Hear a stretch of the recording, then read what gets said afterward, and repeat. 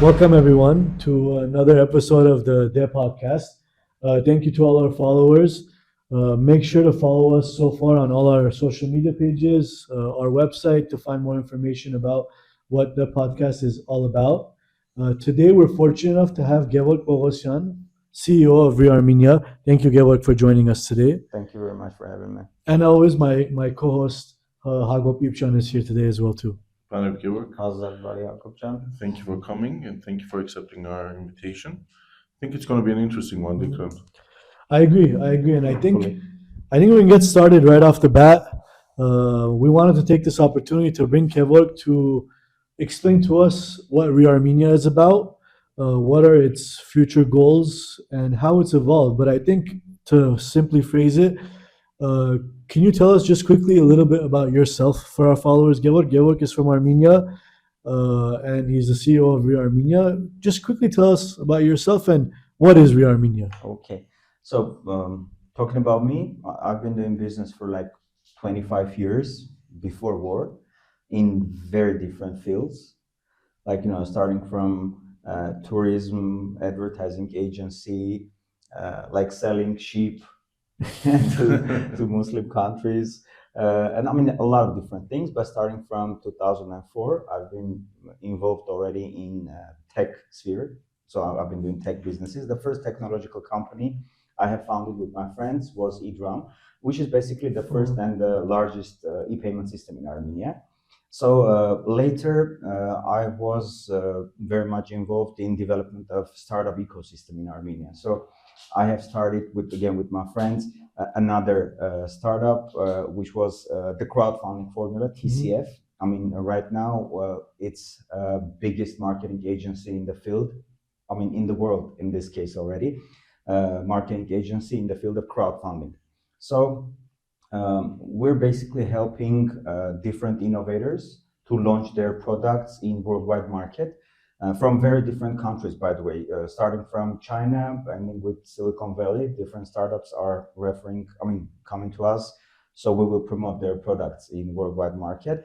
But also, I've been involved in like founding the first business angel network in Armenia, Bana Angels, and then different startup incubators like Beeline Startup Incubator, SAP Startup Accelerator, etc., with my friends, of course.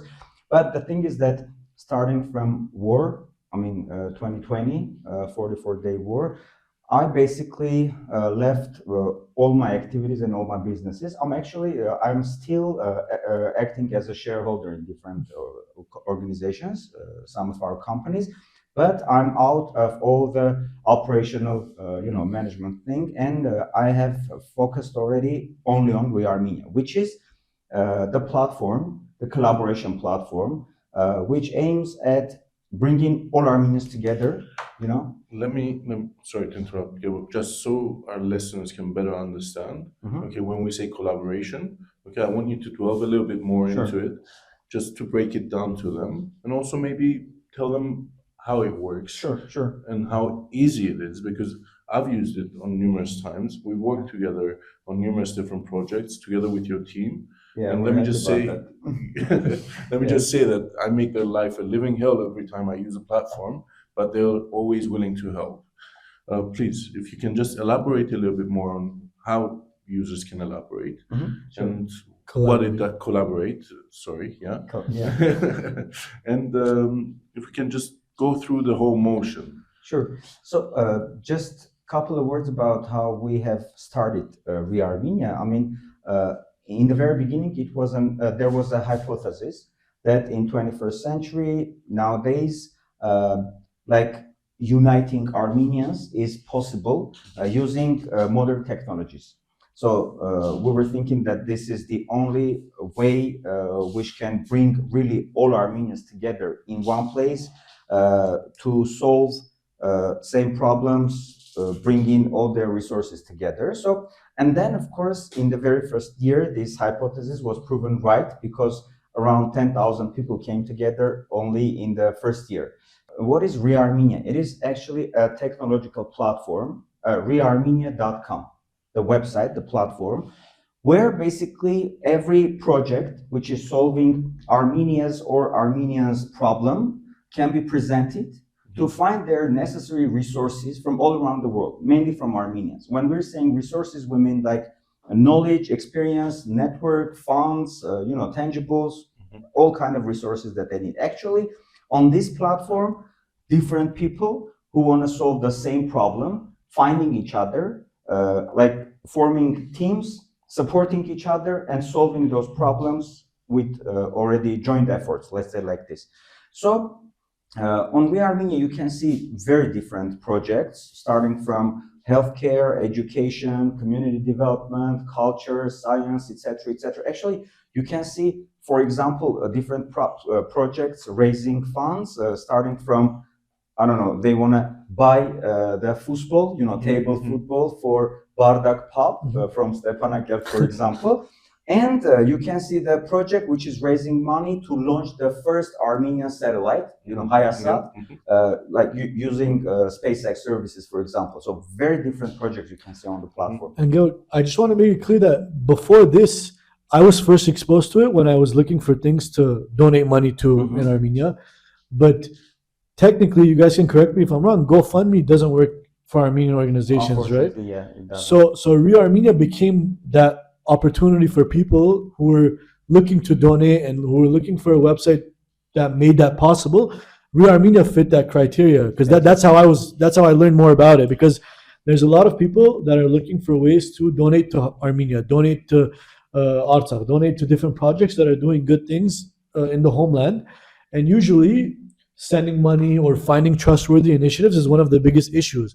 GoFundMe has been a platform to validify it's a credible website. It's provided that platform, and when there was that missing in Armenia, Re Armenia like fit that role. That's how I was at least very interested in it, and I learned more about it. Dickran, let me just say that the difference is it's a due diligence that Re Armenia does because of the experts involved. On GoFundMe and etc. First of all, GoFundMe will take a commission. Re Armenia won't take a commission.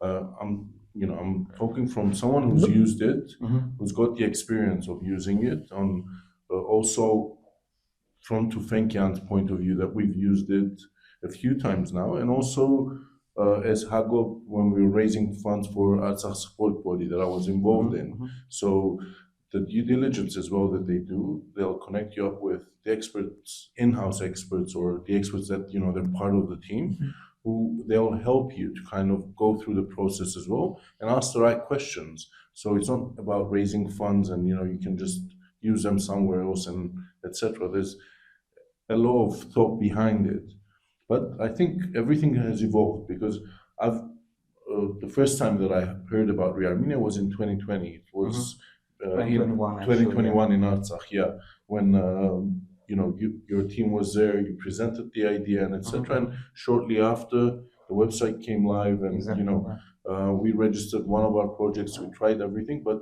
it's evolved immensely. Please talk to us about the evolution of it. Sure. First of all, answering the question that you were raising about concerning this GoFundMe and basically the similarities and differences. It's important thing. First of all, as Hagop says, Re Armenia platform is totally free for everyone, like for donors, for creators, for experts, so everybody. The only thing that donors they can tip if they want, but again, this is if they want to support the platform. So first of all, platform is totally free for everyone.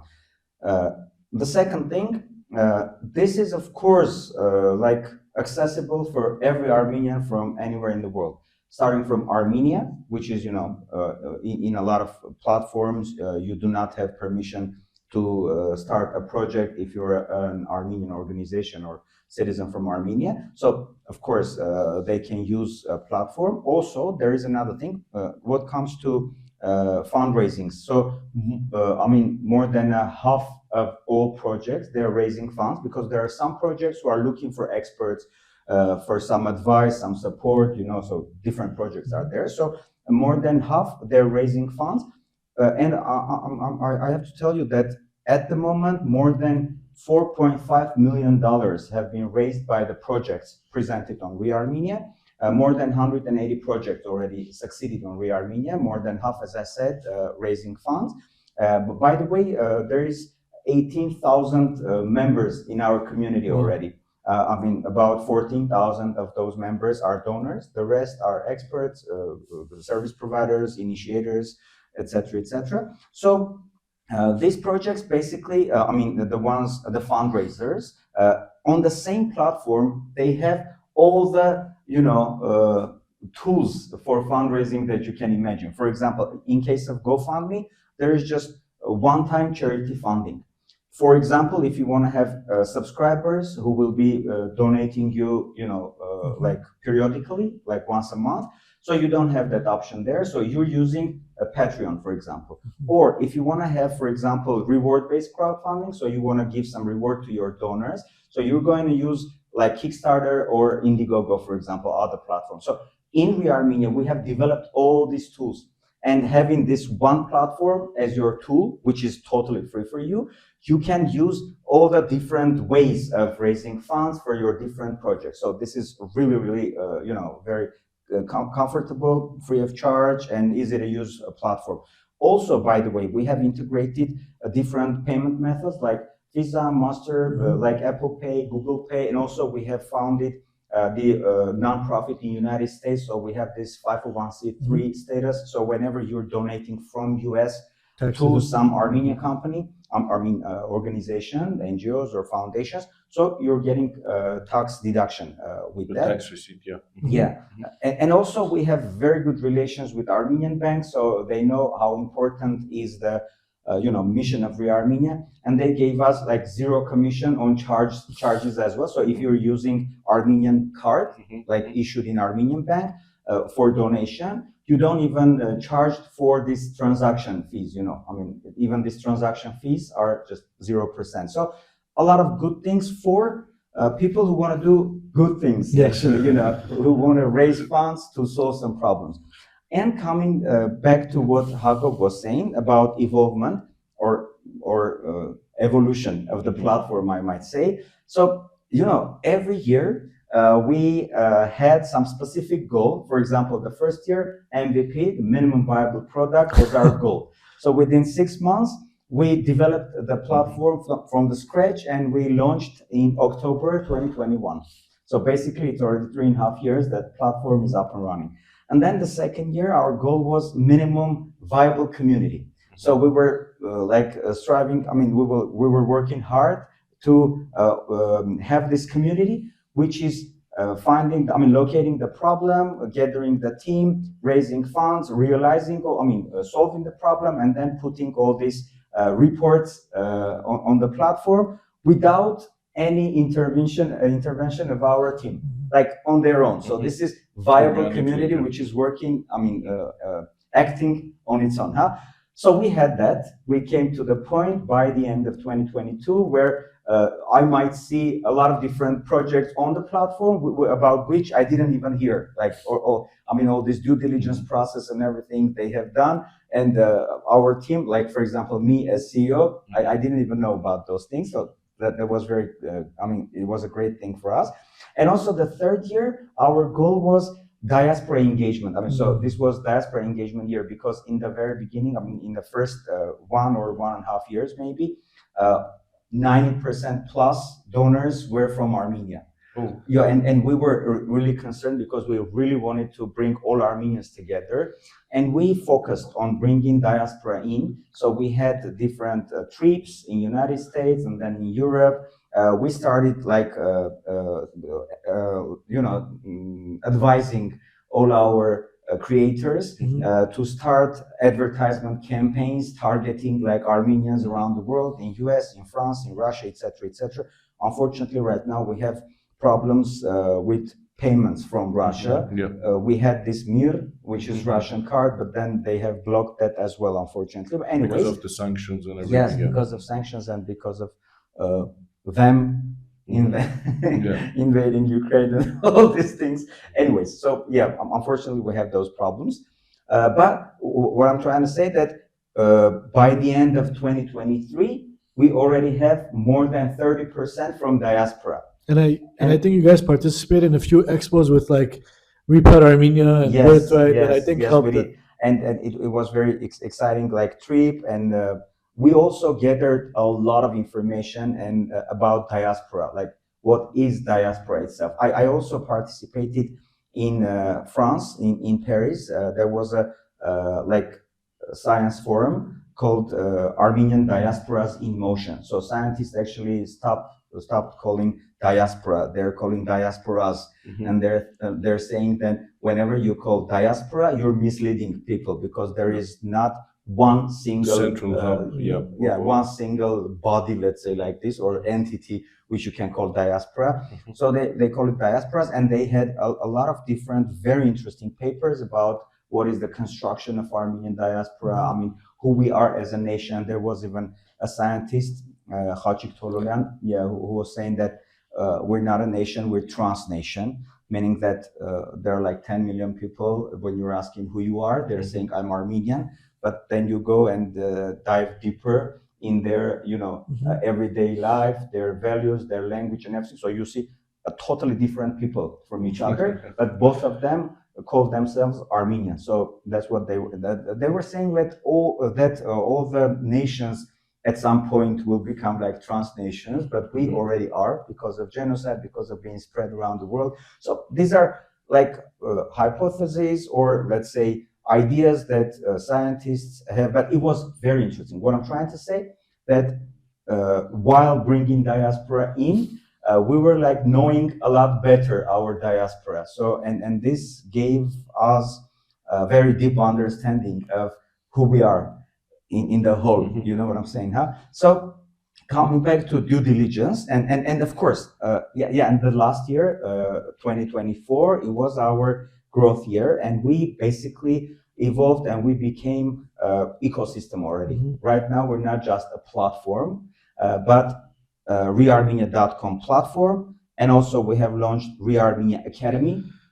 Is there a lot others in Armenia that are doing the same thing? Like the whole ecosystem setup situation, did it exist before ReArmenia did it?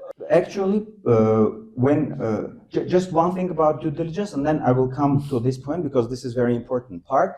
So, and what I was trying to say, that all this community, they came together, they're collaborating. By the way, Armenians are collaborative nation, so we can tell that already. What they needed, basically, it was easy to use platforms, technologies, which will basically help them to do that. Of course, we have a long way to go before all of us will come together and try to solve the same problem. But anyways, we came to this point. But what I'm trying to say, that trust is the most important thing that we had to build, especially after War 2020. So for this, we constructed this due diligence process, where we have at least two very important bodies. First is Trust and Safety Department, where there are specialists who are like scrutinizing every project from financial and legal points of view. And then we have the second body, advisory boards. There are 14 advisory boards of different fields, and they're doing due diligence of the project from 3 points of view, with 3 criteria: problem, solution, and team. So is there a problem or not, which you want to solve? Is the solution good enough? And is the team ready, or capable to fulfill this solution? So only after this due diligence, the project can be presented on the platform. So more than 800 projects already applied to platform, 300 passed already due diligence, and about 200 were successfully fulfilled, more than 180. So this is very important part, which really gives this trust, and donors, they know that if the project is on ReArmenia, meaning that it is, trustworthy. So at least it is 100% transparent with all the financial and project realization terms. Sorry, go ahead. And I think it's very important that you're mentioning this. Look, for one, I think all this information is very important, and I think it's. I'm excited to see that you're so enthusiastic when you're talking about it, because I think that's something very motivating for other people to learn about, and also be that inspired when they're doing work for Armenia, for the development of Armenia, and it's in a very interesting industry, and whenever they're making a difference in that industry. Besides that, you're right. I agree with you. And since 2020, there's been a lack of trust with a lot of different organizations, different things going on to support Armenia and our homeland in Artsakh. So I think one of the biggest things was how can we as an Armenian nation recover from that? How can we find things, credible things that we can support, and how can we gain that trust back? And I feel like you're working towards that, and that's why transparency and accountability is very important in this case. Transparency is essence, actually. I mean, when you're diving deep in anatomy of trust, you can see that transparency is the most important particle, like essence of trust. Because if I'm transparent, you see everything concerning, I mean, you know everything about me, what I can, what I can't, what I want, what are our my vision, mission, and everything, my gains, my everything. I'm open to you, and so you can trust me easily, you know everything about me, huh? And vice versa. If I know everything about you, you are that open for me as I am for you. So it is the first point where we can already come together. Fulfill each other and that's fine. Fulfill Yeah, each other. no, you're good. We like to include Armenian in our episodes too. Well, I mean, this is the most important part. And coming back to your question concerning other platforms, in very beginning, we didn't we were not thinking about creating a platform. We were thinking about finding a platform, and we started looking for, because we knew that there are some crowdfunding platforms, collaboration platforms, a lot of different NGOs, foundations were working on that. So we found several platforms, and we start negotiations with them to come with all our resources, knowledge, experience to support them.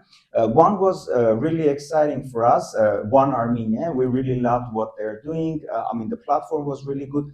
And we decided to start supporting them. But it turned out that they said, we're closing our crowdfunding platform, and we're turning into tourism agency, experience tourism in Armenia. So, I mean, they were just closing their platform, and it was really pity. Some other platforms, some of them had different visions. So they said, no, we're going to stay focused with this vision.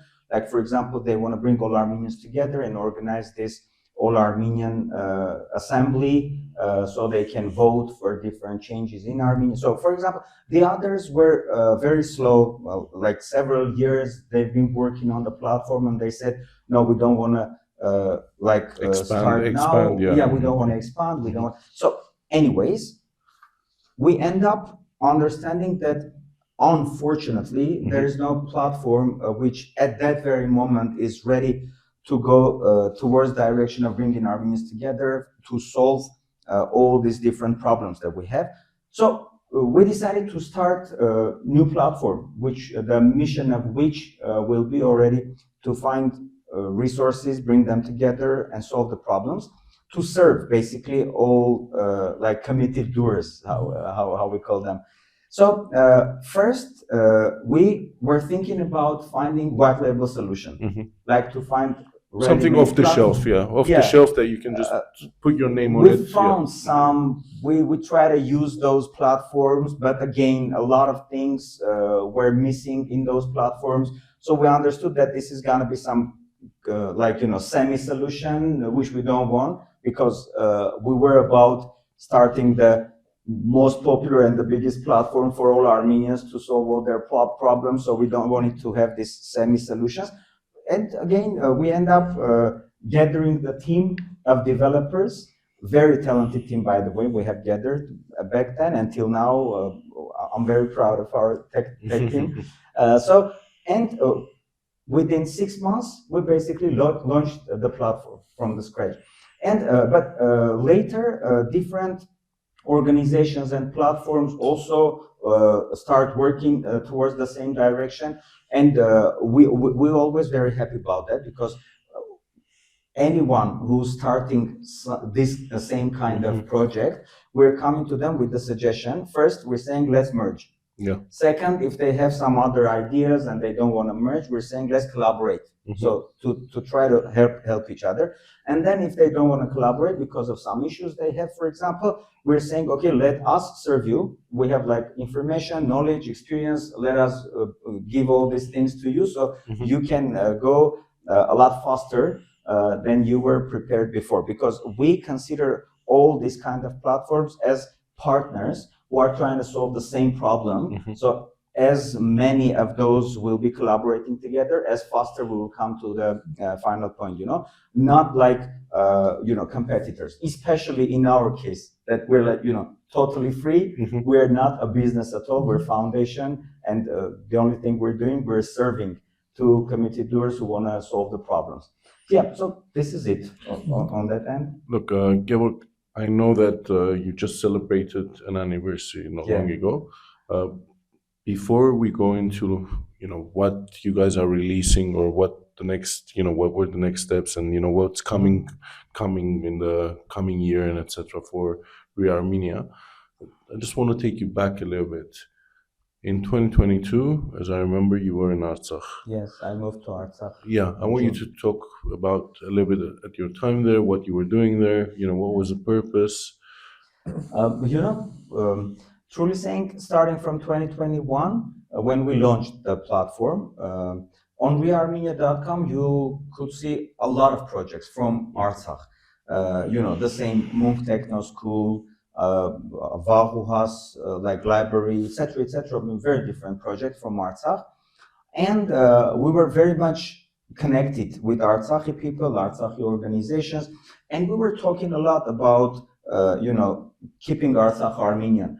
And at some point, I understood that if you want to keep Artsakh Armenian, you want to live in Artsakh. I mean, there's no other way. So if you want to keep someplace Armenian, at least Armenians have to live there. So who are Armenians who have to live there? So I was one of those Armenians, and I was thinking, so if I'm doing this propaganda of moving Artsakh, keeping Artsakh, etc., so why I don't do the same? So I decided to move to Artsakh. First, I moved alone, and the plan was that I will move my family in 1 year. So we have. I was living in Hagorti village. I was renting a flat in Stepanakert as well because. For the listeners, let's just say Hagorti is in Martuni. Okay? Yes, Martuni region of Artsakh, Hagorti village. Yeah, that's where Munk Techno started. It's a very exciting story. I think it's something that maybe you should tell us about. With pleasure. How Ashut started, how you guys supported it, the Artsakh government supported it as well. Yeah, with pleasure. Yeah. Munk was one of the first projects. Basically, this was a techno school. So the idea was that the people in Hagorti and Mushkapa, these two villages side by side, so people here decided that they don't want their youngsters leave their villages for the best education. So they wanted to bring this best education to their villages. And this idea of techno school raised. So Ashot, he had vast experience in different same type of fields. Like, for example, he was working for Armat, and then he was working for Tumo, and then he had his background was technological. I mean, he was programmer basically based on his education, and he decided to come back to his village with his wife and start same type of project in their village like Armat or Tumo. But they went even further and they created this techno school which has 3 stages. So first, they're finding the most talented children in nearby villages.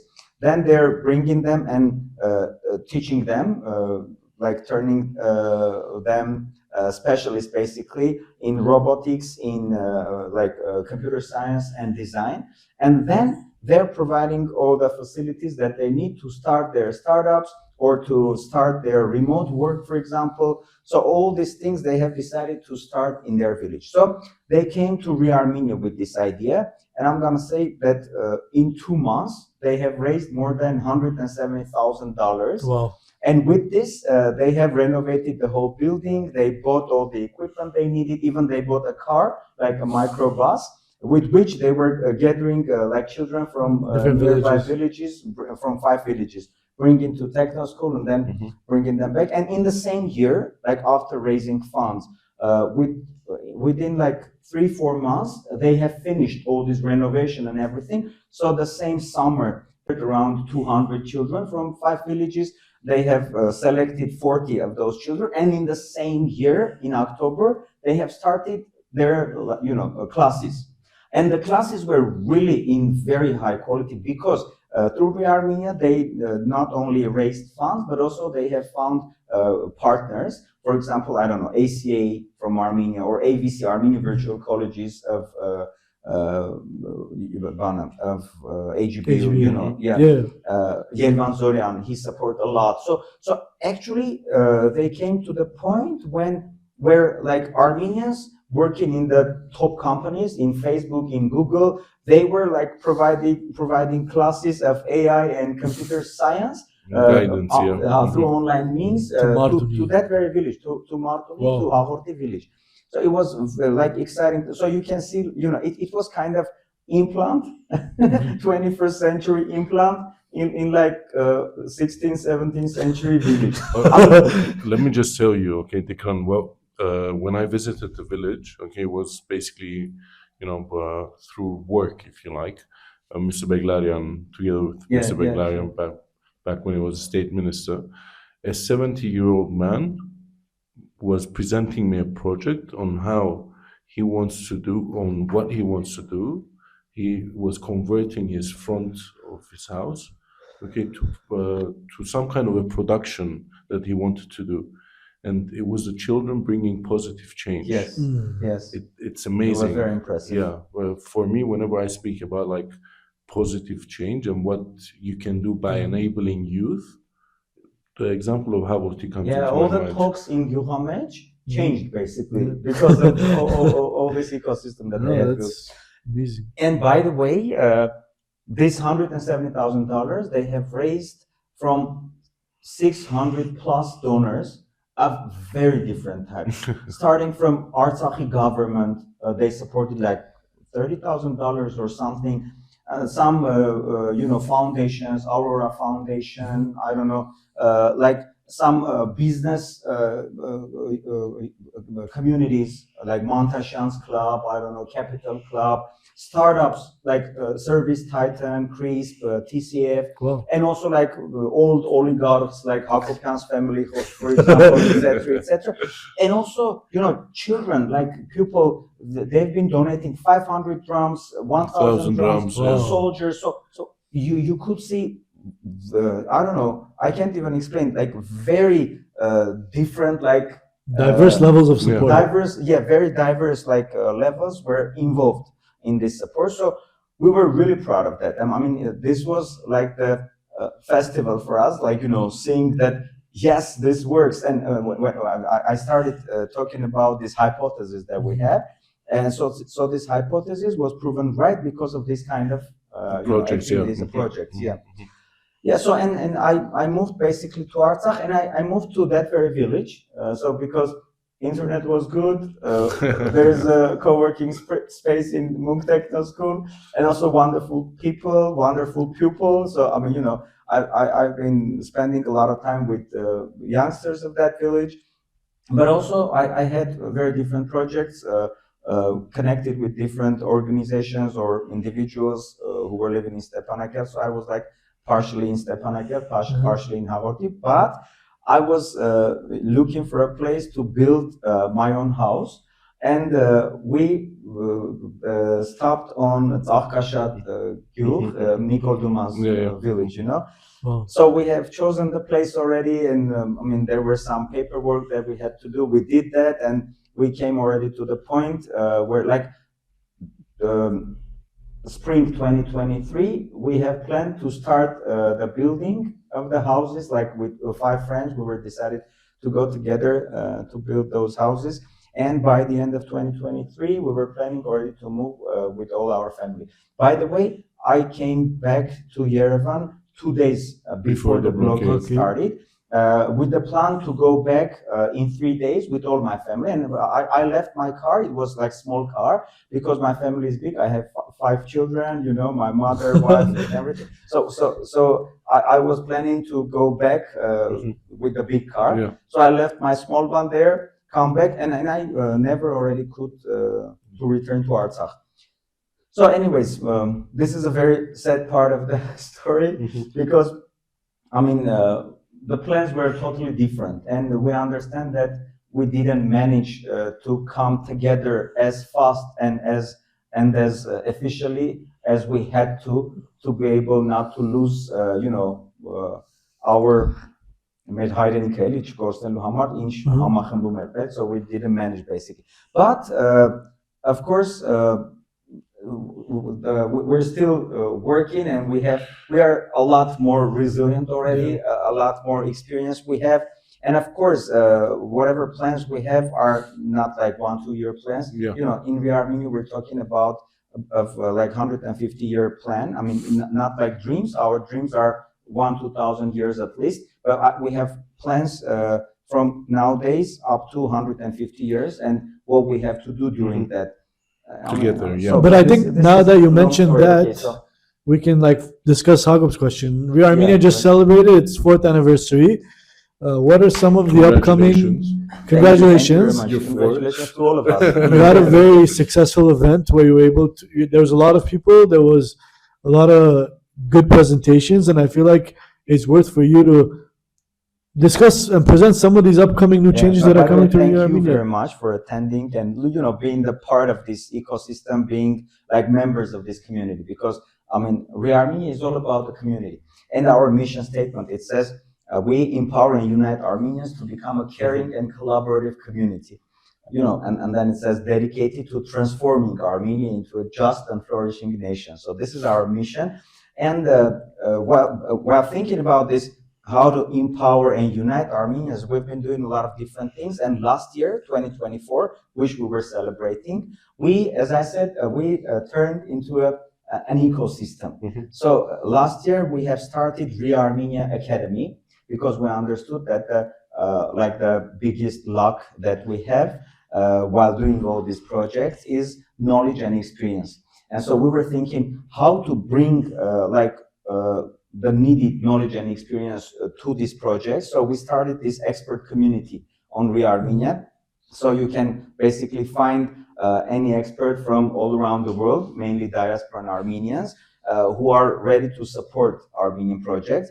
And but we went even further. We understood that we need this educational, let's say, environment, innovative educational environment, where basically all these experts, initiators, donors will come together and they will learn from each other. They will basically study whatever they have to do in the best way. For example, when we're speaking about fundraising, it's very important to have fundraising classes with all these digital tools and everything, so we can empower project creators to do their job at best.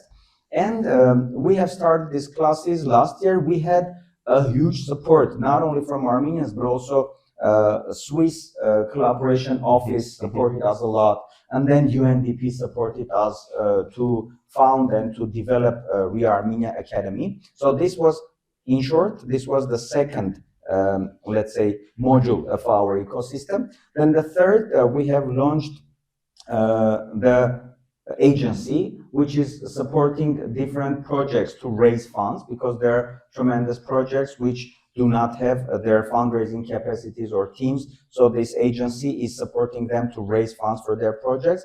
And the fourth is our technology team, I mean company. So it's a separate brand called Tumenso. What we do here, we are basically selling all the technology that we have created to other organizations, so they can start similar platforms under their own brands. For example, the first customer of Re Armenia was Equify, which is a equity crowdfunding platform, investment platform basically, who is presenting Armenian startups, so everyone can not donate but invest in Armenian, entities. So this ReArmenia.com platform, ReArmenia Academy, agency, Vyun agency, and Tumenso technology company. So these 4 organizations became the ecosystem, which is evolving basically. So, but what was the most important thing in our event actually?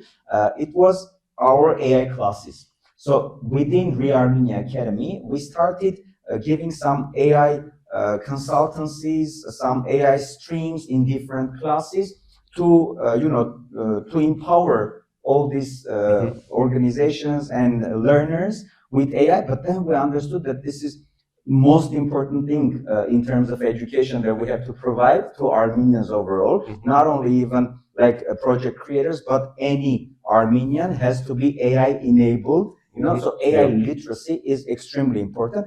And we gathered, I mean, I can tell you, I mean, tremendous like people, like very, very, very talented like group of AI consultants from very different fields. Right now, we have 6 AI consultants in the team already. And we started this iKesban classes. I is like AI, and Kesban, Armenian iKesban. So it is really... It's very smart. We did a logo like that. Like, that's how our name came up. Yeah. Yeah, so iKesban, like, well, what's going on, all these tools, all these prompt engineering things and tricks and everything. So this was like the biggest news of nowadays that we have in ReArmenia. And we already started iKesban courses. We had the first one already. Like 88 people participated already in the first course. Now in May 12th and 13th, we're starting the next iKesban courses. Yeah. If you can explain to us, is this in person or are these online classes? The first classes are online classes. So, we have different courses. For example, these are iKesban 222, like 2 weeks, 2 days, 2 hours. And these 222 classes, 222 classes are only online. But then we will have 422 and 822, let's say like these classes, which will be already for diving deep into different directions, like 4 weeks, 2 days, 2 hours, and 8 weeks, 2 days, 2 hours. So these will be already, let's say, hybrid courses, and online and offline meetings and workshops also will be happening. So this first course is 2 weeks and only online courses. But there is very important part. So participants of this course, first of all, they're participating in these online courses, getting all the videos, all the links, prompts, all the presentations, and then they're being involved already in the community of iKesban. So after learning, they're starting working, solving their problems using AI, and they're sharing their knowledge with all the others. So this is the experience and everything. Experience and knowledge that they're accumulating. Yeah. So this is the second thing. They're becoming the part of this community, and the third thing, they're getting access to our AI consultants. So you can basically book any consultant for like half an hour or 1 hour. And during these hours, you can basically come with some questions or ask them to repeat some part of the class that you had, or you can even ask them to work with you on your project, or like you're doing something and you can solve some puzzles, some problem. So you can book like AI consultant and work with them. So this is here basically is being like constructed this let's say community of AI enabled problem solvers. So this is very, very exciting what's happening there. And also I'm going to tell you that the interest is huge. For example, I mean, we're sharing some reels, some videos of all these AI classes, and last reel that we have put in that reel, it's me just in Armenian explaining one of these techniques of prompting, like ACDQ techniques. And within 1 week, 190,000 people watched Watched this reel. I mean, we didn't have this kind of numbers ever. But the interest is there. Yeah, approximately 8,000 people shared this reel Wow. because they really people Enjoyed already it, yeah, understand and- how important is this, and they really need this. So our goal actually is to teach all these AI tools and techniques at least to 1 million Armenians within 5 years. So this is our goal, and we really want to have AI-enabled nation because whenever you're thinking about solving problems, right after that you're thinking about efficiency. So we're few, our problems are huge, so there's no any other way but using AI and becoming Technology in general. 10 times more efficient. So right now we're very much focused on this, and during our event we have presented all the numbers, all the courses that we have, like all the results and the courses that we have. And we basically invite all our community members, first of all, to pass through these lessons and to to master all these tools and to work with AI first philosophy. First of all, we want all of them to be AI enabled. And secondly, we ask all our community members to spread the word about this opportunity, that in Armenia, we have started this AI literacy movement, basically. And there's very important thing to realize that this minimal schema, how should I say, minimum level of literacy, of being like Is it educated. standard? No, it's level Level? is Level? Level of literacy. But I think it's Yeah. Yeah, so the minimum level of literacy includes using AI tools. So if you do not use those tools, you're below. You're below the minimum level of literacy. I mean, it's really important to realize. Yeah. I mean, look, I think, sorry, Hagop, No. in today's age, I think everyone's using some form of AI, some form of website, platform, application. It makes sense that the next step is to teach others how to properly use it and how to maximize its effect to benefit things like Re Armenia. Yeah. And for example, there are very easy things. I was talking about this ACDQ. Like it's, if you don't mind, I can go through that so you will understand how easy is that, but how like drastically it changes all the results that you're getting from AI. Actually, you have good results or bad results. This is depending on if you had good prompt or bad prompt. Absolutely. So ACDQ is, for example, a technique which says A stands for act, and then context, and then details, and then question. So first, you have to tell AI who AI supposed to act. Like you're saying, okay, you are marketing specialist who has, for example, experience like 15 years, for example, in these companies, in this field. So this is who you are. So you're gonna help me as this professional. And then comes context. So you're giving context, like, I'm starting an advertising campaign in Armenia to promote this product. And 3 million people in Armenia. So the context is selling this product in Armenia. And then you go into details. So my target audience are people who are living in Yerevan, particularly, like have at least 400,000 revenue per month or whatever. So you're giving some details. So what a problem that you're solving to that very people, And then fourth is questions. So you're asking AI, to come up with questions, the answers of which will help him or it, if you want to go with that, will help it to give you the best solution. So he's coming up with the questions, you're answering the questions, and with all this information, you're getting perfect marketing plan with all the details, going into deep into content. For example, message, it says that this message you can communicate to your audience through, for example, Facebook, but if you want to use, for example, LinkedIn, so you have to turn this message and formulate in this way, etc. So all the details.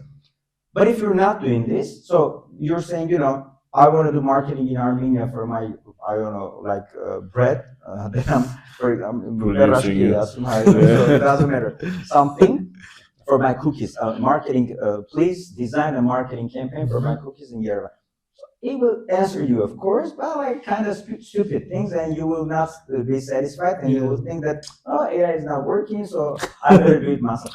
But the problem was just prompting. Yeah. So you gotta learn how to do that. Georg, now I received a newsletter, of course, from Re Armenia, and I've seen there's a few Armenian GPTs, if you like, nowadays. I mean, GPTs which are talking Armenian, understanding Armenian, thinking already. I've tried a few of them, and I wasn't impressed, if you like. Do you think? So you have to know how to use that. Yeah, you have to know what to ask, how to ask, what context to give. I was just trying to have this conversation with it, him, her, whatever you want to call it. So was that a paid version? Or it was the first ones that you guys had released from the newsletter and etc. And I got disappointed. I'm like, nah, I don't need this in my life. I've got enough people around me that I can ask a question, and most probably I'll get an answer close to what I need it to be. So how is it evolving? Are you guys helping in that? Because the feedback that you can give them now, because I'm sure the tech industry in Armenia is not so big that these people are not around you or you know them. I'm sure they would benefit from the feedback that you can give. Is it something that Re Armenia is doing or willing to do? No, actually, look, like people who are interacting with AI are divided into three parts. Like first, who are creating AI, like who are developing this intelligence. So these are people working in Anthropic, I don't know, OpenAI, Google, in Armenia, like Yerevan, for example, people who are creating this artificial intelligence itself. And then the second layer, people who are creating products using this artificial intelligence. Like, I don't know, again, for example, the same LoRa, Midjourney, I don't know, this Lovable, like Armenian companies, Supra Annotate, Crisp, etc., etc. So these are the ones who are creating the products using AI. And then the third layer, which are AI users. So we are AI users, and we're supporting the users to utilize all these tools at best. And we're not diving into those layers. But on the other hand, all these international tools, like for example, Claude, which is developed by Anthropic company, and they have now 3.7 version of Claude Sonnet.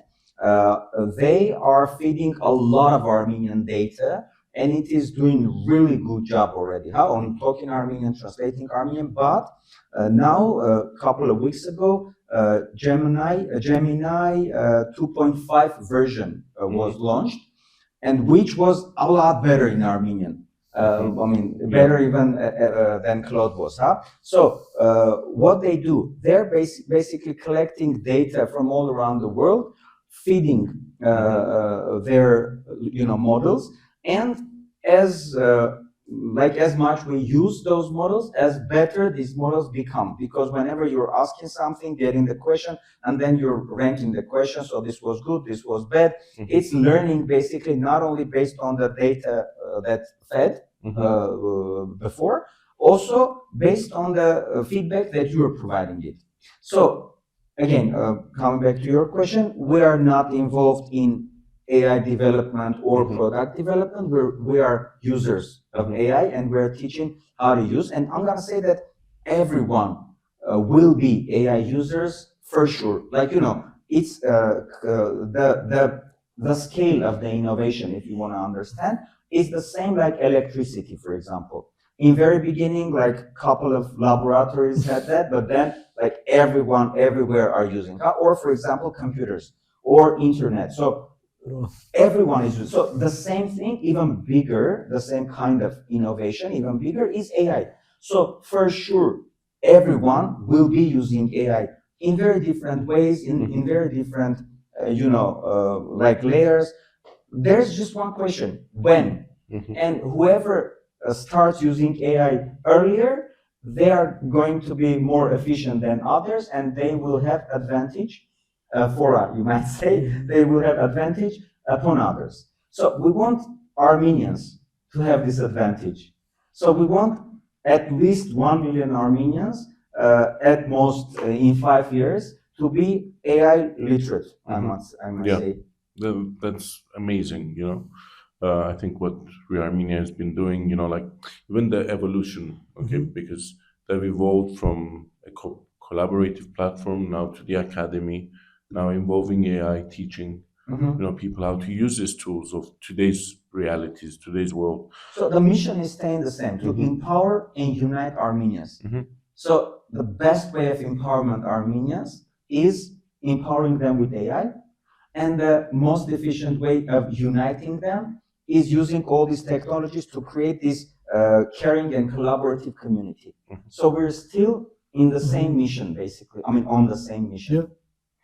Look, I think it'd be interesting to find out about the diaspora as well, their involvement, you know, through the evolution, you know, through everything that's changing. I myself, I know that a lot of the experts that you have within the collaborative side of the platform, they're experts from different parts of the world that, you know, they can connect to any person, you know, that wants to start a project or even has an idea that he wants to develop. And, you know, they can book a few hours or a day or whatever with them to be able to kind of feed from each other. Yes, yes. How do you see the diaspora? Is it really engaging? Is it, what's the... Yeah. And what message do you have, I guess, for them as well moving forward?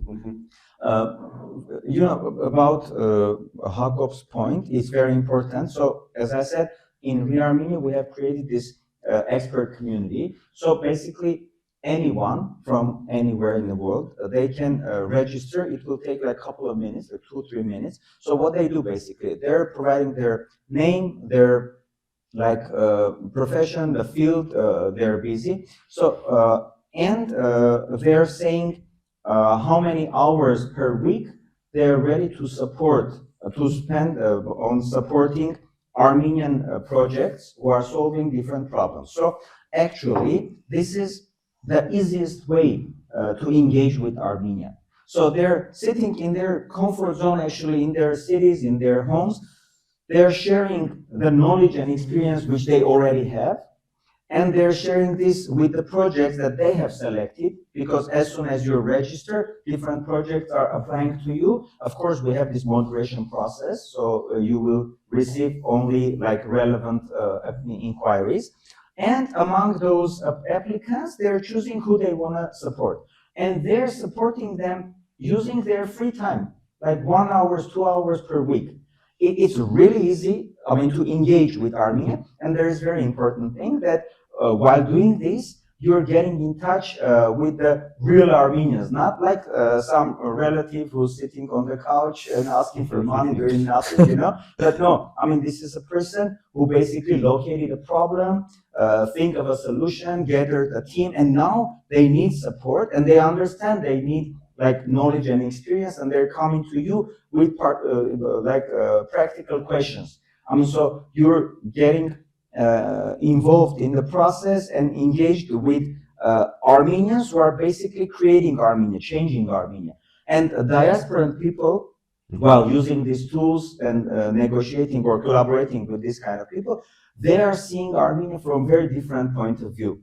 I mean, you know what I'm saying? Yeah. We had even cases where they engaged with all these processes, and then they become a donor, and then they become a team member, and we have even case that they have repatriated because of this process, and we were really celebrating that. You can see the first repatriate of Armenia in our 2023 report, impact report. So yeah, we're really happy about that. So, but I'm gonna say that it's not moving very smoothly, because we're having very different problems, like cultural clashes, for example. You can see somebody from Armenia, for example, approaching to someone from Iran or Syria, and you can see totally different negotiations and relations there. Because, for example, Eastern people, they're okay to talk about this and that a little bit, you know, some chit chat or whatever you say.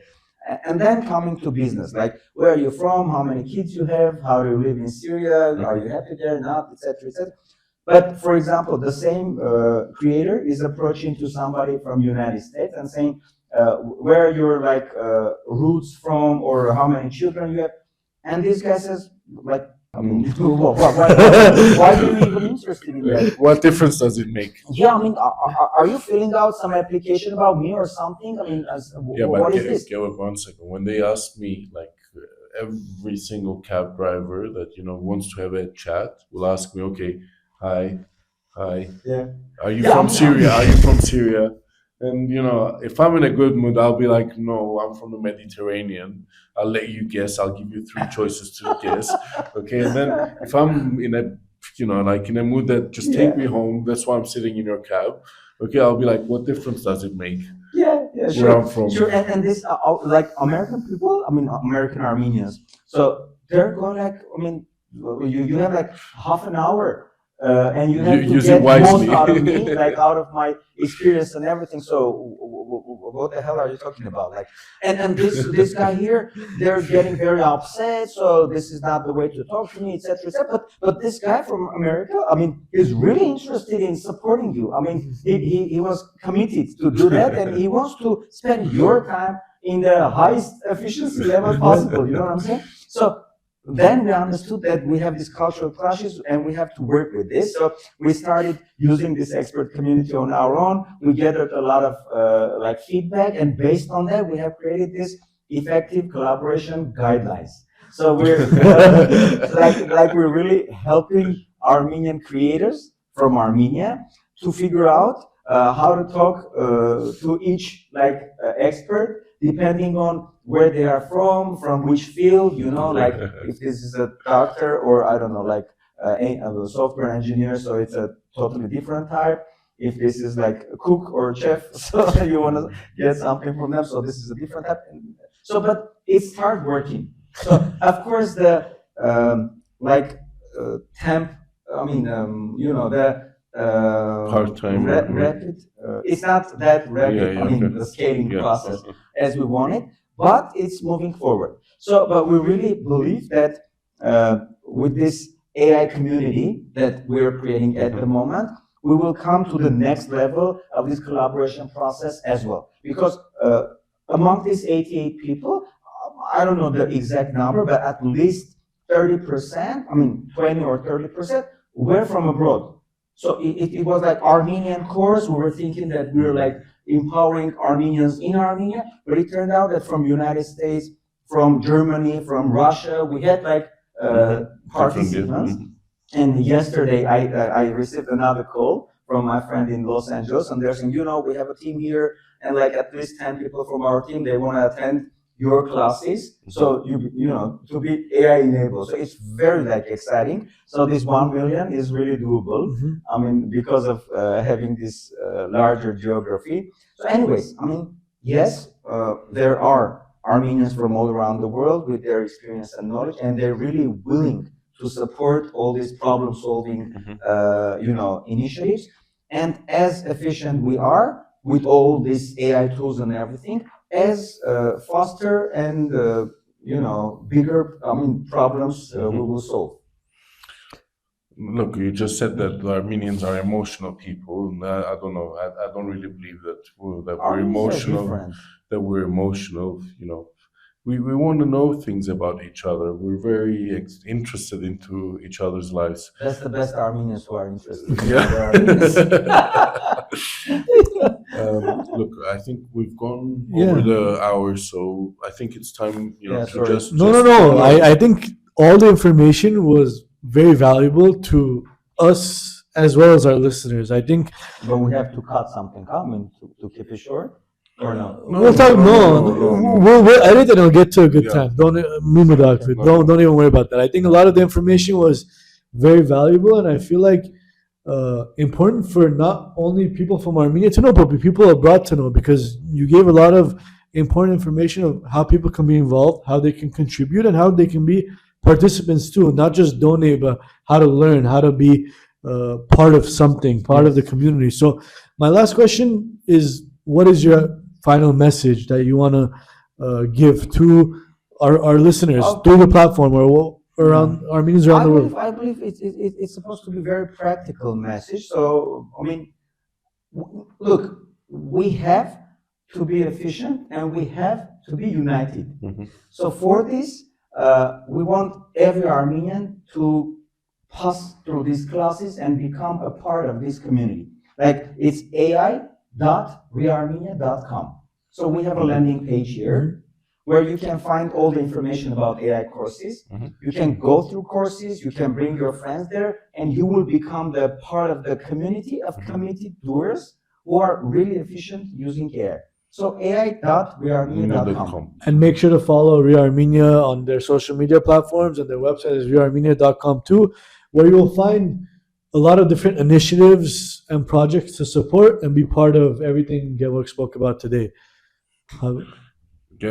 Gevorg, look, keep up the good work. The team, Thank you you know, very much. we work closely. You know, we're always around. Thank you very much again for being. Thank you very much for for the informative talk that we had today. I think, as Dickran just said, I love our listeners. The people who watch our podcast. I think they'll be really interested, and I hope they join the effort because it's a united effort, as you said. Yeah, exactly. I've been just a couple of words. I've been studying Armenian history for the last more than 8 months already, very intensively, by the way. At least twice a week, like 1.5 hours a day. I'm like studying history, and there is one formula which is working undoubtedly, like already this 4,500 years, and it says like համախմբում ենք, հաղթում ենք, պառակտում ենք, պարտվում ենք. Like we're united, we win. We're divided, we lose. So this is very, very clear, straightforward, and for sure working formula. So we want to win, we have to be united. There's no any other opportunity or way to do that. And if we're divided, we lose. So what I'm trying to say that it's very important to really find like Armenians who want to solve the same problem as you do and come together with them. Even if at this very moment we might have a lot of different groups of Armenians, but let's have at least those groups. Let's not be separated like as individuals. Let's group with the Armenians who want to solve the same problem.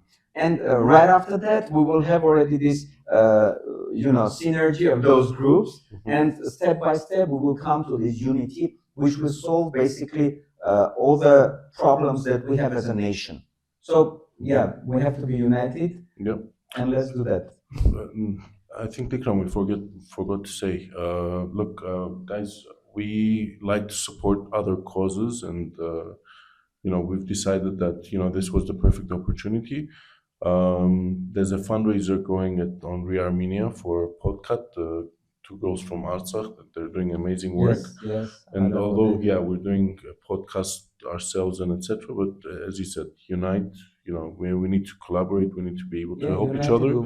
Yeah. So I just want to say to the people following us, we'll put a link in our description. It's on Re Armenia, the fundraiser that they're doing. Please go and support. Even if it's $2, $10, whatever you can. Starting from 100 drums. I mean, really. As I said, in this Munk Techno case, we saw like every 100 and 500 drums, like $1, really like brought the change. So it's important to come together with any size of value. I might say. Yeah, of course. Thank you, Gevorg, once again for joining us. And to all our followers, make sure to follow us on social media, on YouTube, on any platform that you can listen to a podcast, to stay tuned for future episodes. Thank you again. Thank you very, very much. Thank you.